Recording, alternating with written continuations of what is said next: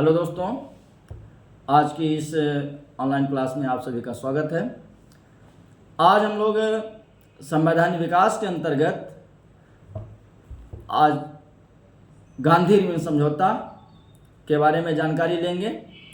इसके पहले के क्लास में हम लोग प्रथम गोलमेज सम्मेलन देख चुके हैं कि क्या क्या उसके पॉइंट्स थे, और इरविन समझौता के बाद हम लोग द्वितीय गोलमेज सम्मेलन और तृतीय गोलमेज सम्मेलन को देखेंगे। आइए शुरू करते हैं गांधी इरविन समझौता से जुड़े हुए तथ्यों के बारे में, क्या क्या चीज़ें हमको मिल सकती हैं एग्जाम के लिए। देखिए 1929 सन 1929 में क्या होता है, ब्रिटेन में आम चुनाव होता है और वहाँ पर अनुदार दल की जगह पर मजदूर दल की सरकार, वहाँ पर लेबर पार्टी की सरकार बन जाती है और रैमजे मैकडोनाल्ड देश के प्रधानमंत्री बनते हैं। भारत में भी जो वायसराय हैं लॉर्ड इरविन, वो अभी भी कार्य कर रहे हैं। 1926 में आए थे और 1931 तक कार्य करेंगे वो। तो इसी बीच जो प्रथम गोलमेज सम्मेलन हो रहा है और गांधी इरविन समझौता हो रहा है, दोनों इन्हीं के टर्म में हो रहे हैं। और भारत स्टैच्यू बर्किनहेड की जगह पर अब आ गए हैं वेजन वुड, और ये भी कब तक रहेंगे, 1931 तक रहेंगे। जो एक तिकड़ी है, ये लगातार ये प्रयास कर रही है कि जो भारत उपनिवेश है वो कहीं हमारे हाथ से निकल ना जाए, भारत की जनता कहीं असंतुष्ट ना हो जाए और हमको भारत छोड़ करके जाना पड़े। और अगर भारत जैसा उपनिवेश हमारे हाथ से निकल गया तो ब्रिटेन की जनता भी हमसे नाराज़ हो जाएगी और सत्ता हमारे हाथ से निकल जाएगी।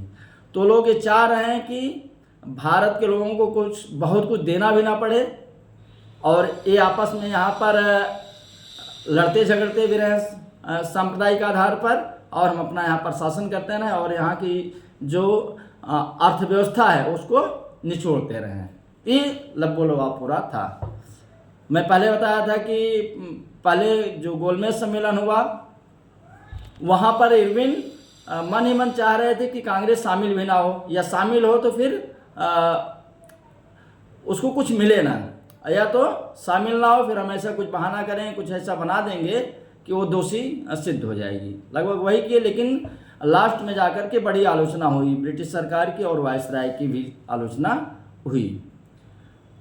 अब हो क्या रहा है, 1930 में जैसे ही समाप्त हो रहा है प्रथम गोलमेज सम्मेलन, 19 जनवरी को समाप्त हो रहा है और 26 जनवरी 1931 को गांधी जी को रिहा किया गया। उनके 19 और साथियों को गांधी जी के साथ रिहा कर दिया गया।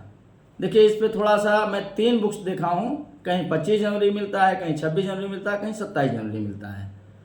मैंने गूगल पर भी सर्च किया तो वहाँ 26 जनवरी मिल रहा है। अब एक और पॉइंट यहाँ पर आता है, 3 जनवरी 1930 को जो एक अनाउंसमेंट कांग्रेस द्वारा होता है कि प्रत्येक वर्ष 26 जनवरी को स्वतंत्रता दिवस मनाया जाएगा, स्वाधीनता दिवस मनाया जाएगा। तो 30 को तो मनाया गया, ये दूसरा वर्ष था 26 जनवरी, और उसी डेट को गांधी जी को रिहा भी किया गया। तो एक ऐतिहासिक क्षण था ये। गांधी जी रिहा हो जाते हैं, यहाँ पर नैनी जेल से भी मोतीलाल नेहरू, जवाहरलाल नेहरू जैसे सदस्य भी रिहा हो जा रहे हैं। और 19 जनवरी को प्रथम गोलमेज सम्मेलन समाप्त होने के बाद तेज बहादुर सप्रू, श्रीनिवास शास्त्री और जयकर जी, ये लोग पहले भी संपर्क में हैं वायसराय के और अब भी संपर्क में हैं। ये लोग 8 फरवरी को आकर के इलाहाबाद, जो इसमें प्रयागराज है, वहाँ पर कांग्रेस के लोगों से मिलते हैं, वहाँ की मीटिंग में शामिल होते हैं और सारी चीज़ों को बताने का प्रयास करते हैं। और अंत में बात उनकी बन जाती है कि गांधी जी कांग्रेस को भाग लेने के लिए हाँ कर देते हैं। इसकी सूचना वायसराय को दी जाती है। वायसराय भारत सचिव को सूचना देता है कि गांधी जी तैयार, मैं भी गांधी जी से मिलने के लिए तैयार हूँ, इसकी सारी तैयारी की जाए। और 17 फरवरी 8 फरवरी को देखिए वो लोग मिलने आ रहे हैं कांग्रेस कमेटी से। उसके 9वें दिन 17 फरवरी को क्या होता है, गांधी जी दिल्ली के वायसराय हाउस में लॉर्ड इरविन से मुलाकात करते हैं। थोड़े थोड़े अंतराल के बाद उनकी वार्ता चलती रहती है और अंतिम दिन 5 मार्च 1931 को वो ऐतिहासिक पल आता है जब इसका एक सुखद परिणाम सामने आता है, जिसे हम लोग दिल्ली समझौता कहते हैं, गांधी इरविन समझौता कहते हैं। और उसमें कुछ ऐसी चीज़ें आई जो भावी भारत का निर्धारण कर रही थी। क्या क्या चीज़ें आ रही उसमें? 11 ऐसे पॉइंट थे जिस पर वायसराय ने आश्वासन दिया कि हम इन चीज़ों को कर देंगे। एक तो ये था कि जो भी मुकदमे हैं जिनमें हिंसा शामिल नहीं है उनकी वापसी हो जाएगी। ऐसे बंदी जो हिंसा में शामिल नहीं है उनकी रिहाई कर दी जाएगी। जो संगठन को गैरकानूनी घोषित किया गया है वो सभी मामले वापस हो जाएंगे। और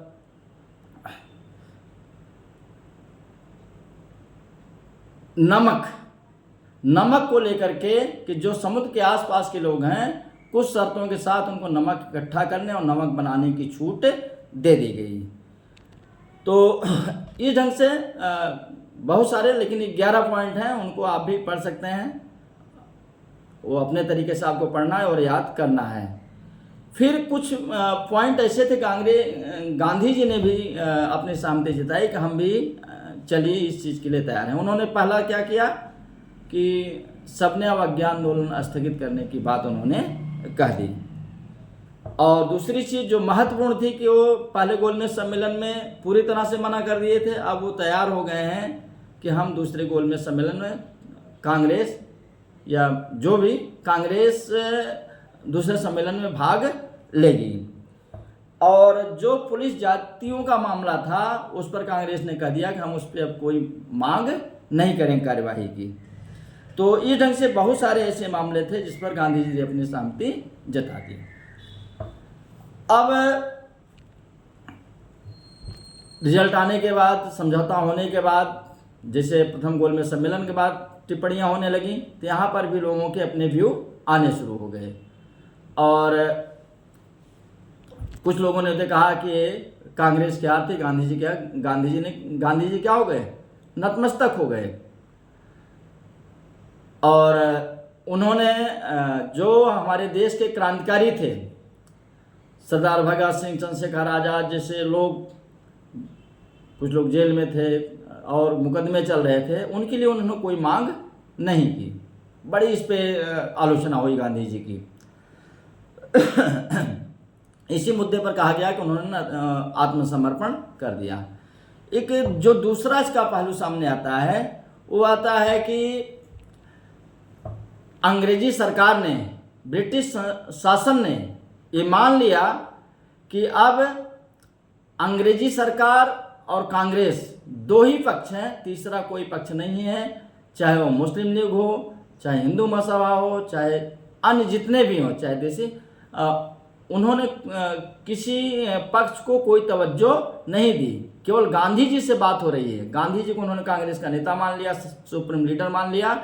और वायसराय के सामने गांधी जी एकदम सामान्य अपने वेशभूषा में, जिस वेशभूषा में वो चंपारण से वापस आए थे, उसी वेशभूषा में वो दिल्ली में वायसराय हाउस में जाते हैं और सामने बैठ करके वार्ता करते हैं। ये बहुत बड़ी बात थी कि पहली बार ऐसा हुआ कि कांग्रेस को क्या हुआ, पूरा सम्मान ब्रिटिश सरकार ने दिया और अकेले उसी को मान लिया कि बस दूसरा पक्ष ये, तीसरा पक्ष कोई भी नहीं है।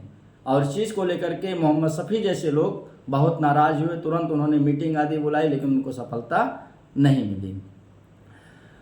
एक और पॉइंट मुझे याद आ रहा है, जब गांधी जी वायसराय हाउस पहुंचते हैं तो वायसराय लॉर्ड इरविन के मन में नहीं था कि इस पोशाक में गांधी जी मुझसे मिलने आएंगे, मुझसे वार्ता करने आएंगे। वही आधी धोती और सारा कुछ पिचके गाल। और तो उन्होंने जो ब्रिटेन के सम्राट थे उनको गांधी जी के बारे में बताया कि एक ऐसा व्यक्तित्व, विचित्र व्यक्तित्व भी कहीं कहीं लिखा गया है, तो शब्द यूज करना थोड़ा सा ठीक नहीं है। मतलब कि दुबले पतले शरीर वाले, आंखें धसी हुई, वेशभूषा नाम मात्र की, और इतनी गहराई ली हुई ऐसा व्यक्तित्व, तो मैं तो एकदम अचंभित रह गया।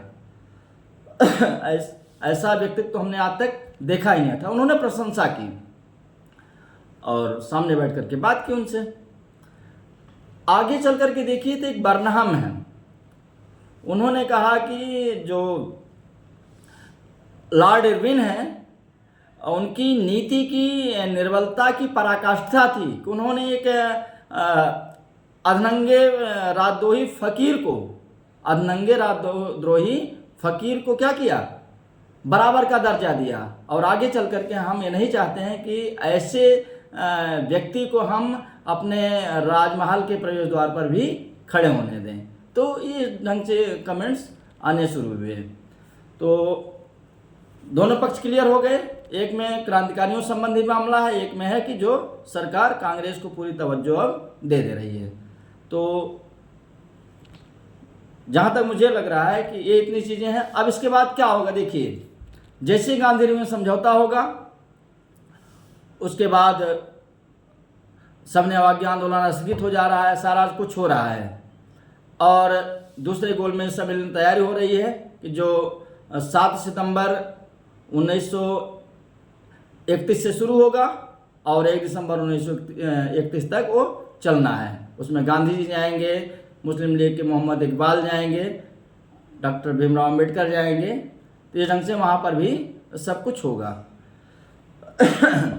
और जब आगे की प्रक्रिया बढ़ेगी तो आप देखेंगे कि लॉर्ड इरविन भी जा चुके होंगे और ब्रिटेन में सत्ता में एकदम नाटकीय परिवर्तन होगा। अब वहाँ पर गठबंधन सरकार आ जाएगी। मैकडोनाल्ड प्रधानमंत्री तो रहेंगे, मजदूर के दल के हैं, लेकिन अब उनका कोलिएशन किसके साथ है? उनका कोलिएशन है वहाँ की जो अनुदार दल है उसके साथ है। और वाल्डविन एक हैं जो बड़े नेता हैं, डिप्टी चीफ के रूप में काम कर रहे हैं, पूरी तरह से दबाव में उनको ले करके चलते हैं। और यहाँ पर जो वेलिंगटन आते हैं वायसराय, उनकी भी धारा अलग है। और जो सैमुअल होर आएंगे भारत सचिव, उनकी भी धारा अलग है। तो एक दौर खत्म हो गया। द्वितीय गोलमेज सम्मेलन आते आते तक पूरा एकदम परिदृश्य आपको बदला हुआ नजर आएगा। बस आज इतना, थैंक यू।